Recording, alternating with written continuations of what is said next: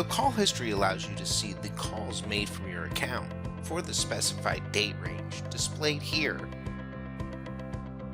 You can change the date range by clicking the filter button, then selecting the from and to dates that you'd like to filter for.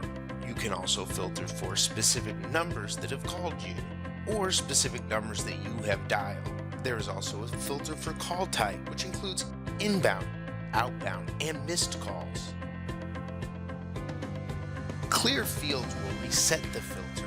Calls displayed with a red X are missed calls. Calls displayed with a green arrow are outbound calls. Calls displayed with a blue arrow are inbound calls that were answered. You can set the call history to display 15, 25, 50, and 100 calls per page. You can add a call to your contacts by clicking the edit icon next to the call, which will display the contact information fields.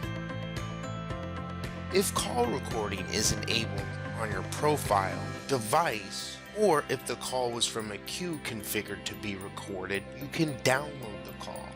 If you'd like to listen to the call without downloading the call, click the listen icon.